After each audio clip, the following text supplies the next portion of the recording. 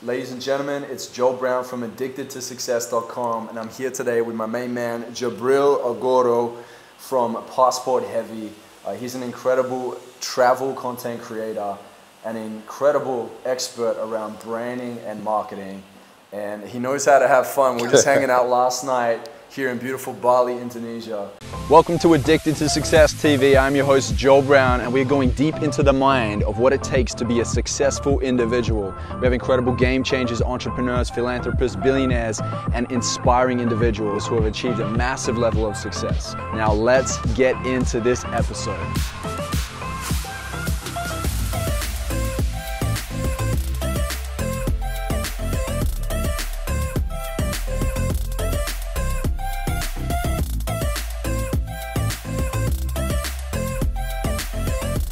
Man, it's an absolute honor to be here. Here's the funny thing.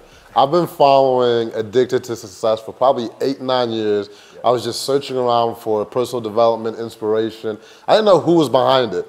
And so I've just been blindly following for years. So I've literally just been a fan of the brand for so many years. So it's just an honor. And it's kind of like, whoop, there's a mosquito. But it's all good. That's what happens in the tropics, yeah. And so it's just an honor to share. And so, man, I'm all yours, whatever you have. I just want to share what I've gained, over the last almost like 20 years of marketing online. 20 years? Yeah, man. Damn, you're an OG. That's for sure. No, I love that. I love it. So, okay, so how old are you right now? I'm 31.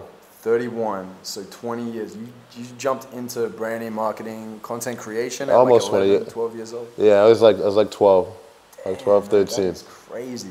So, all right, so real quick. 11, 12 years old, what was going on in your mind that was like, I need to do this branding marketing thing? Like, what inspired you at that age? Well, I wasn't exactly branding and marketing back then. I started selling products on, there's this website called eBay back in the day. And so I ended up becoming a power seller on eBay. Right. I love that. What were you selling? First, Sonic the Hedgehog toys. And so I was buying them for about $1. And then selling them from $15 to $20 a piece. And then I got into the health and nutritional weight loss supplements. Oh man, I love this. I love it. Was there anyone at that time that inspired you to go, when you see an opportunity, now it's time to take hold of it? Or what was it? Because at 11, 12 years old, most kids just, they're thinking about like homework and cartoons and things of that nature. What triggered that? I wish I could tell you like, oh man, I read this inspirational book or I saw this inspirational piece. But I guess it was just kind of like my natural hustler instinct. Like, I mean, I was a kid selling candy at school when I was like in 3rd grade, 2nd grade. And then it was like, I was selling CDs, hey, Sony Music and whatever, don't come after me. But like, I was burning CDs and everything. And then it just transitioned like, so I had this local area, I could sell stuff in school. That was great. But I saw this internet, like, and at a young age, I was like, wow, I can actually target everyone in the United States, everyone in the United Kingdom, through this platform, through eBay. So I saw a global marketplace. I was like, I could sell a lot more. I was like, I'm selling to kids in school. I was like, this is a whole global marketplace. Man, I love that. I love it. I feel like our stories are very parallel. At 7 years old, I was going and working next door with my neighbor. He's giving me pocket money. I was then going and buying Toblerone and mint patty chocolates and going and selling them to neighbors at double the price. I was like, I can double this, right? And then I was buying basketball cards, and I was inspired by Space Jam and all these things. And I love that you shared this because, at such a young age, what we do is we have this like, I guess like it's this creativity of like anything is possible and I can create this, right? For the most part, if you've had an environment that has nurtured that. I like the fact that you had this like no limit mindset and you still hold it today. So obviously with your business, you've reached massive numbers when it comes to the views on YouTube. You guys can check him out if you're listening or watching right now. Type in Passport Heavy, okay, and have a look. He's got incredible videos. He works with some of the best video creators, the video guys on the back end of this right now recording. And if you have a look at his videos, you'll see they're just epic. I love that you've gone in and you've really looked at like, how do we create something that has impact, that is long lasting, but not only that, what's high quality too. So tell us a little bit about your setup, like the systems that you have in place and how you market to the world. Okay, so entrepreneurs, because we have a lot of entrepreneur listeners. Okay, so there's a few different things that I do. I kind of break them down as quickly as possible. Yep. So there's 3 main businesses that I have.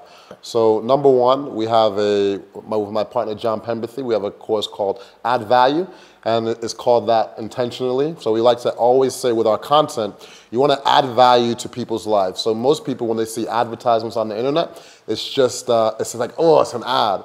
But with us, we like to create content people want to share and they actually learn something from. And so basically, we always add value to someone's life before we take anything.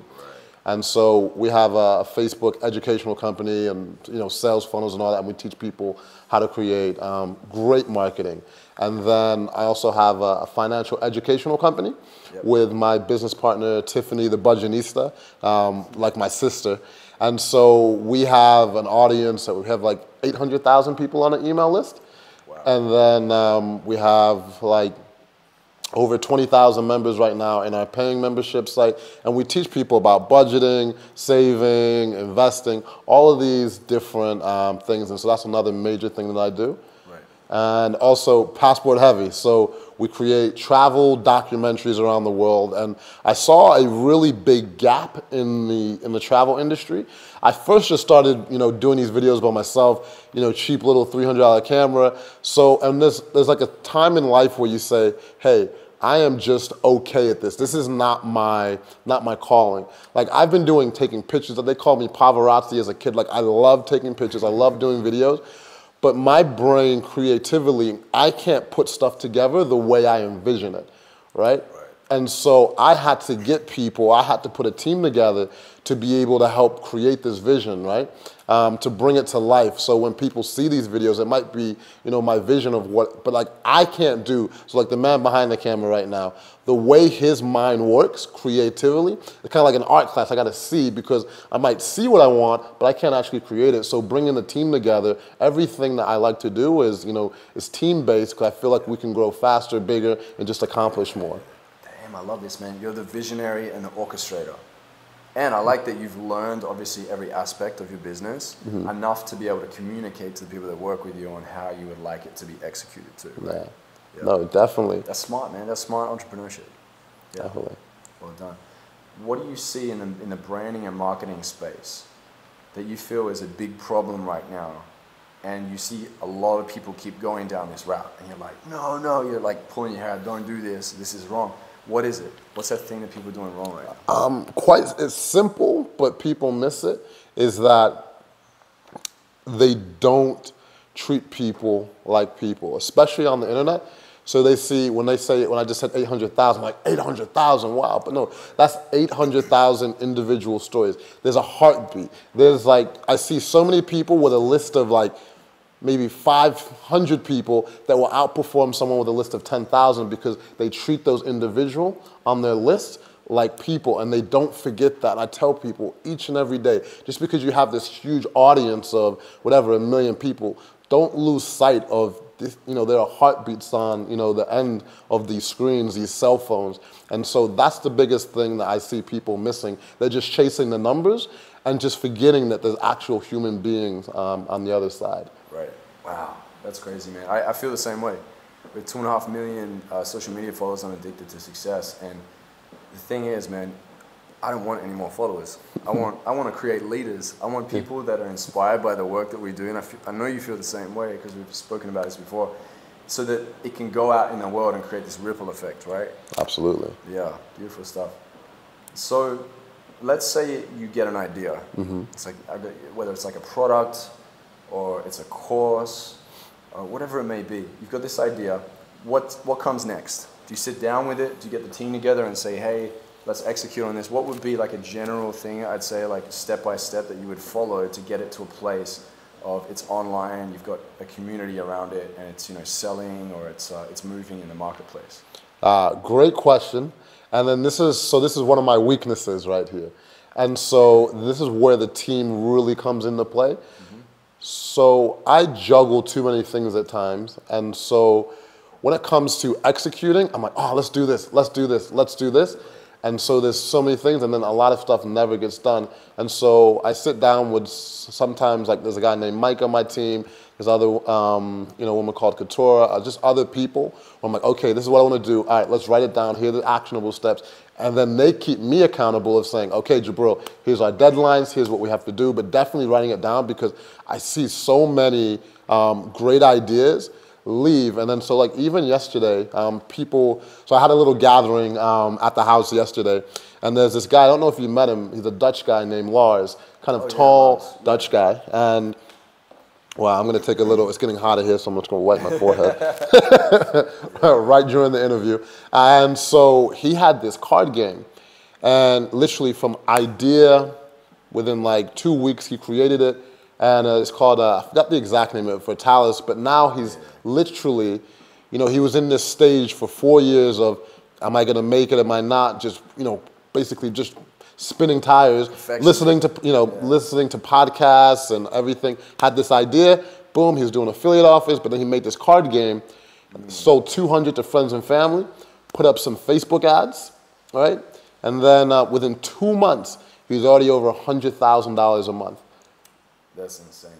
Like, he was 4 years of just trying to kind of make it, and then boom, and then 8 months later, he's in Forbes, they do an article on him, and now, 2.5 years later, he's sold 173,000 units of his card game. Love that, man. Absolutely love that. That's inspiring. With the content you're creating right now, what would you say is your most exciting piece, and why? Oh, man. That's a big question. Tough. Maybe 2 pieces. Okay, 2. I can do 2. So definitely Passport Heavy. So to give you some more context on Passport Heavy, so we created a video out here in Bali and all these different places that we go.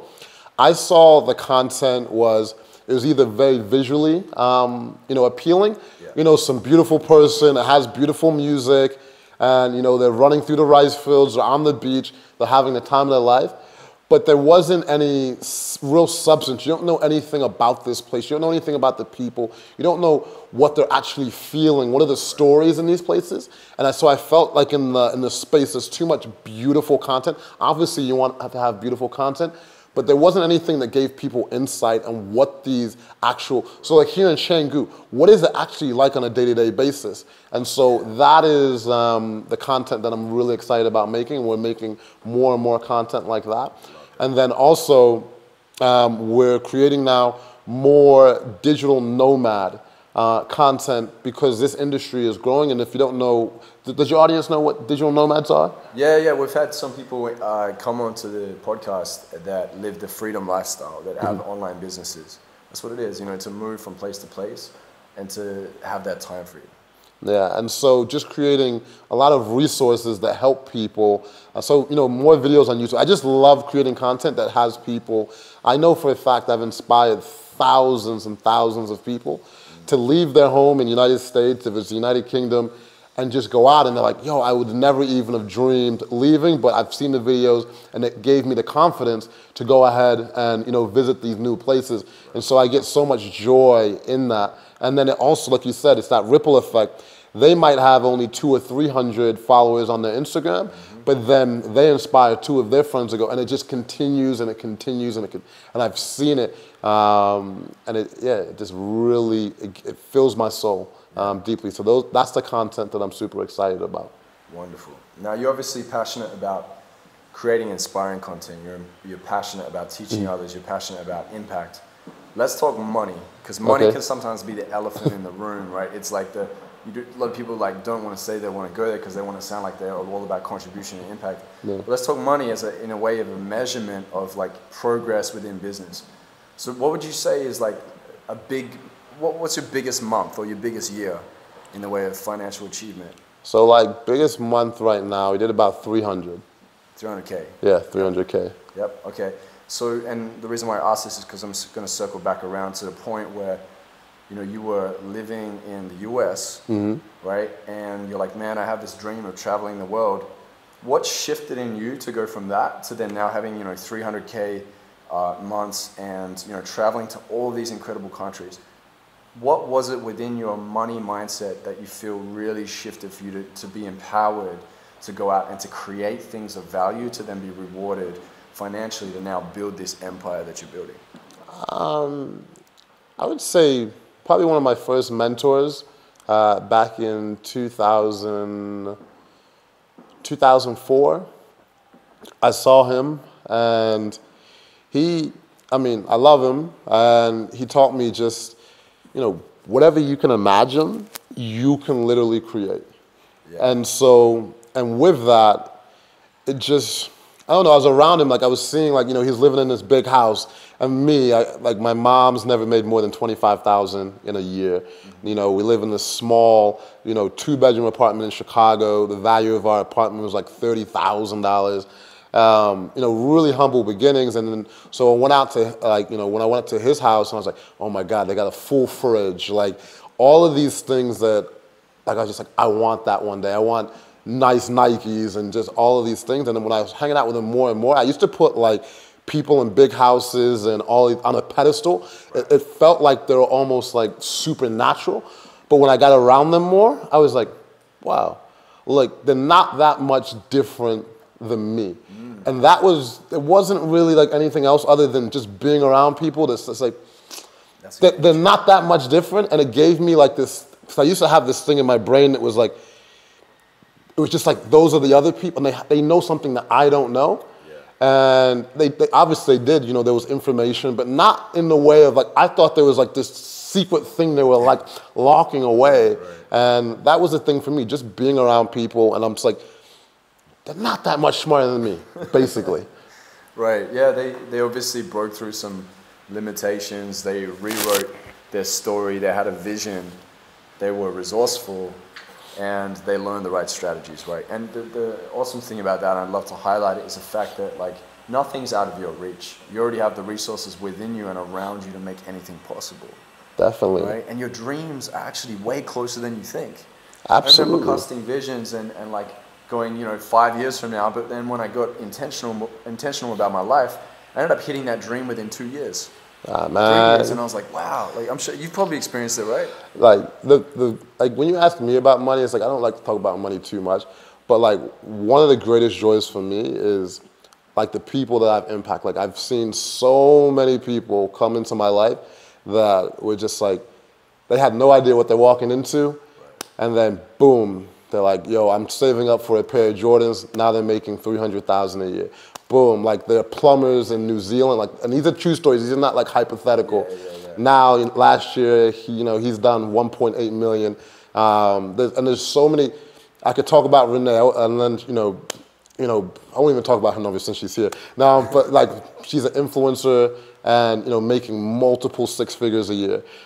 There's just so many different people that once they get around the right group, and the thing is though, they have to have the skills. You have to actually have something of substance. Absolutely. But then it's like you almost can put like a battery pack in someone and breathe life into them, saying, and they're like, damn, maybe I can do this. And I don't want to sound like a personal development, oh, maybe I can do this, but it's really like that though. Right. And I've seen it time and time again, and it'll happen more and more at just bigger and bigger stages. Yeah, it's great that you went there, because I remember we had Les Brown on the podcast a few months back. And he said that, Joel, the thing that really was a catalyst, he said, someone believed in me when I didn't.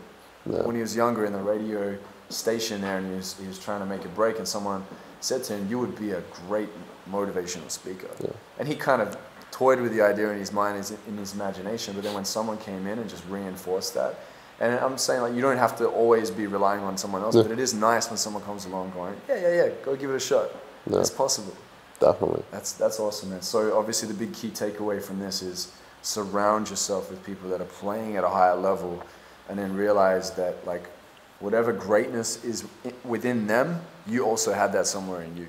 No, absolutely. That kind of gives me, I want to give people, man, I'm so hot in here. When I get excited and start talking, like the energy is like oozing out of you, man. I love it. And so an actionable step that I want to give people, because that just kind of triggered something in me, is so people like, so how do I get around people of influence? How do I get around people of affluence? How do I get into these different circles, right? So what is your skill set? How can you add value to that circle that you want to be in?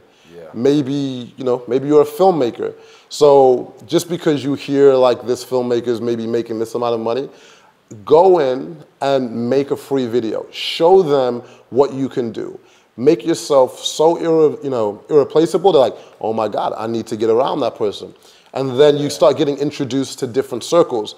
And then before you know it, you're like, oh my God, I'm around all these ultra successful people, and now they've all seen my work, and now they all want what I have. For me, for marketing, I used to do marketing campaigns for literally like $10, like $100 for like an hour coaching session and stuff, right? Just because I wanted to demonstrate what I could do. And then I also used to do my own marketing campaigns before I started working with anyone else. I put my own money in just to show, okay, this is what I'm doing. Here are the numbers. Here's what I can do. Right. And so that's a big thing. If you're a painter, you know, go ahead, graphic design, and reach. And social media has made it so easy to go ahead. And so if you see something, go ahead and mock something up for someone. Tag them in there. And then when they see it, like I'm telling you, people are going to see it, especially when you go ahead and put some energy out and actually create something. They're like, oh, that's actually really good. Versus like a lot of people, one of the worst things people can say is, oh man, I just want to pick your brain. And, and it's like, you have to think from like that other person's perspective. If they have thousands of people already wanting their time, what of value are you bringing? Unless you look like Naomi Campbell or whatever, like you have to use realistic things. And I try and be so realistic with people. Bring value to the circle, and then, you know, you're going to see it grow. Oh, man. Love it. Absolutely love it.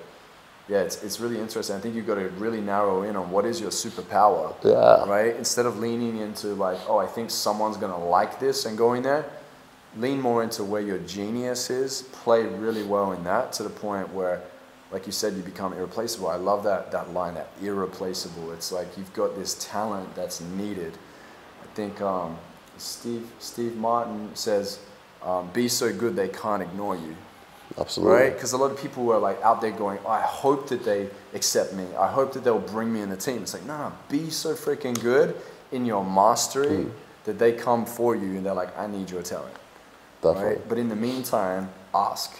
Don't be afraid to ask. When you're on a mission, the mission, when you get so crazy in love with it, it even shadows the talent in itself. Absolutely. So moving forward, what is your mission as a big whole right now? If you had a 10-year vision that was casted out, what would that, in a nutshell, look like for you? Wow, man. Big question. I'm gonna hit you with big questions. I mean, I throw it out there. Like normally I keep a lot of my dreams and visions to myself, but I'll share part of it. Part of it is definitely to inspire millions of people to live this digital nomadic lifestyle and step into their power and experience the world. I think people grow so much when they do that. So to offer the world resources to show them, like, it doesn't matter. You don't have to do Facebook ads like Jubril. You don't have to be, you know, a motivational, expert like you. You don't have to be a filmmaker like Anthony. You don't have to be an influencer. You don't have to be a graphic designer. There's so many different ways. And so my thing is, I want to bring a collective of stories so people can see you can be exactly who you are and live the life that you want. Like you said, step into your superpower. And so I just want to give people that confidence that the market is big enough for you and what it is that you have to offer to the marketplace. So that is one of the biggest things, to become one of the premier kind of platforms for digital nomads. And second, I would definitely say is with our financial educational company in the United States, like I want to shift people's mindsets with money and really educate them about budgeting and saving. A lot of times it's not that we have an income problem, we have a budgeting and spending problem versus so much of an income problem. Yeah. And because I know for me, like, you don't really need that much. So like when I was back in the United States, I had 50 pairs of shoes or 100 pairs of shoes. And when I started traveling around the world, I'm like, man, like I actually left the bag and I only have 2 pairs of shoes here. I've got like 3 shirts and like 2 pants. Like people, like, it's funny, like my girl was just joking the other, she's like, look at your Instagram feed, you're wearing the same shirt in like 8, look, literally like 5 of the last 9 pictures. I was like, that's confidence. I am not my clothes. I love it. Oh, that's awesome. So just with the actionable piece that you shared before, to recap for the listeners and the viewers, is to really sit down and write out what are you going to bring that is of value to the circle that you desire to step into.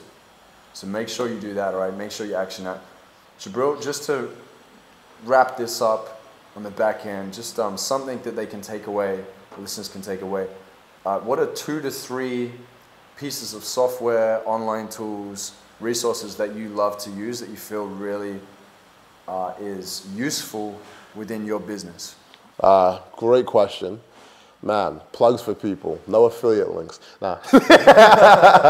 So, number 1 tool that I use, I don't know if you call it a tool or something, but I mean, Facebook ads, I feel like I don't know if that classifies, but for me, I love ad platforms like Facebook, even Snapchat ads now, YouTube ads. I believe it enables you to supercharge how quickly you want to reach people. If you know how to use those tools, you can multiply not only your financial abundance, but also your message to the world in a really fast and targeted way. So I don't know if that really classifies. And then as far as tools, would you say like Facebook and Instagram, is one better than the other right now, or are they both pretty on par? Right now we see about similar numbers, but I know Instagram is growing night and day. Like I really jumped on the Instagram hard in the last year, and I love it. And that's funny. That's actually how we connected. Oh yeah, there was an ad up on Instagram. I clicked on it and I was like, who is this guy? Because I saw your caption, the freedom lifestyle, and there are a lot of people out there that just say they're boasted, but they're not really living it. And I saw, I measured up, and I was like, yeah, this guy's legit. So it's good. It's good to see that you're standing in it, and it's authentic. Yeah, and then I use, automated webinars so I use Webinar Jam right now, but I also probably going to use Kartra.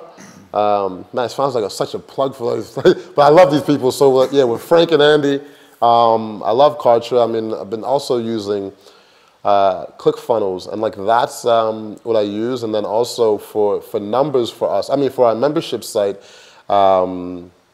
Thinkerific has been really, really, really good for us. I've used quite a few different ones, but for us, we're able to customize it. We had a custom programmer come in, and so for us, I think for me, if there was something that I could leave people with,